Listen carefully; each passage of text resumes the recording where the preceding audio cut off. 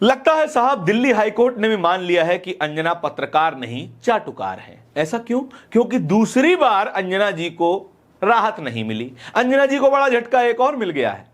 जब अंजना जी ने बयान दिया था कि ये जो YouTube वाले टीचर हैं, ऑनलाइन टीचर हैं, जिन्हें जानकारी धेला ना कौड़ी, मतलब इस तरीके का घटिया कमेंट किया था, उस पर तमाम टीचर्स ने अपना रिएक्शन दिया। कहा कि अंजना जी खुद ईमानदार पत्रकार नहीं है, बीजेपी की दलाली करती हैं और जो आज तक है वो फेक न्यूज की दुकान है। इन तमाम शब्दों को लेकर के टीवी टुडे नेटवर्क और अंजना ओम कश्यप दिल्ली हाईकोर्ट पहुंच जाती हैं। उनके खिलाफ मानहानि का मुकदमा ठोक देती हैं। किनके खिलाफ? खान सर के खिलाफ, अभिनय मैथ सर के खिलाफ और तमाम टीचर्स के खिलाफ और कंटेंट क्रिएटर्स के खिलाफ। अंजना ओम कश्यप की मांग थी कि उन्हें 2 करोड़ रुपए का हर्जाना दिया जाए और जो कंटेंट इन लोगों ने पोस्ट किया है अंजना ओम कश्यप के नाम पर, वो कंटेंट डिलीट करवाया जाए।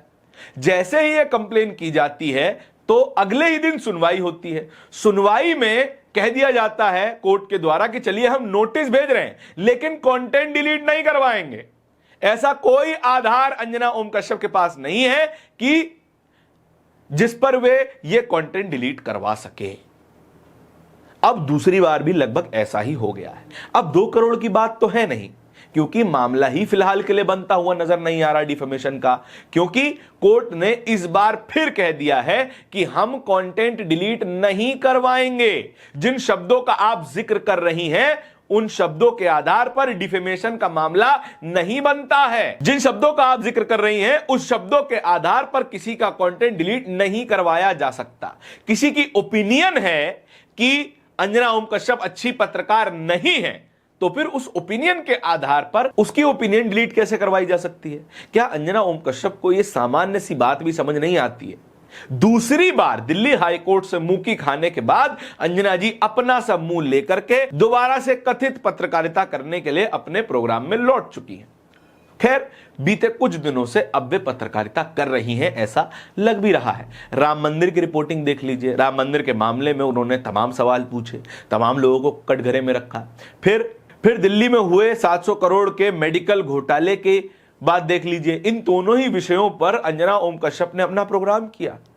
अमूमन अंजना जी इन तमाम विषयों से दूर भी रहती हैं जहां पर बीजेपी से सवाल पूछा जाता है, लेकिन अब सरकार से सवाल पूछने लगी हैं। शायद साबित करने की कोशिश कर रही हैं कि नहीं हम वो नहीं है जो आप समझ रहे हैं, बिल्कुल नहीं है।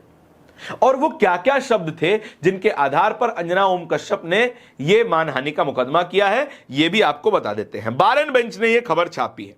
क्या लिखा है? Delhi High Court will shortly hear the defamation case filed by journalist Anjana Om Kashyap against Khan sir and several other for calling her and Aaj Tak बिकाऊ पत्रकार, चाटुकार, accusing them for engaging in dalali and operating a fake news factory. BJP की दलाल हैं, इस तरीके के शब्द इस्तेमाल किए गए थे खान सर के द्वारा, अभिनय मैथ सर के द्वारा और तमाम टीचर्स के द्वारा। इस पर द देशभक्त अभिषेक बैनर्जी क्या लिखते हैं?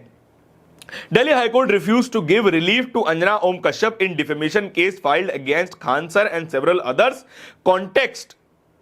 Content will not be deleted where Anjana was called बिकाऊ पत्रकार, चाटुकार, दल्ली एंड आज तक accused of operating fake news factory. Bar bar court जाइए, बार बार इल्जाम लगाइए, बेइज्जती करवाइए और दोबारा स्टूडियो में आकर के वही काम कीजिए जिसके लिए आपको एक्यूज किया जा रहा है। भाई साहब, अंजना जी का जीवन मुश्किल तो है, यह बात माननी तो पड़ेगी। ऐसे ही नहीं कोई देश के सर्वोच्च ईमानदार पत्रकार का खिताब अखिलेश यादव से जीत जाता है। अखिलेश यादव की लिस्ट में अंजना ओम कश्यप जी नंबर 1 पे आती हैं ईमानदार पत्रकार होने के नाम पे। अब आप उन्हें कितना ईमानदार मानते हैं ये बात आप कमेंट सेक्शन में बता दीजिएगा। अंजना ओम कश्यप की तारीफें करने के लिए कमेंट सेक्शन हमारा खुला है और इसी तरह की खबरों को देखते रहने के लिए बोलता हिंदुस्तान को सब्सक्राइब करना बेहद अनिवार्य है। बहुत बहुत धन्यवाद।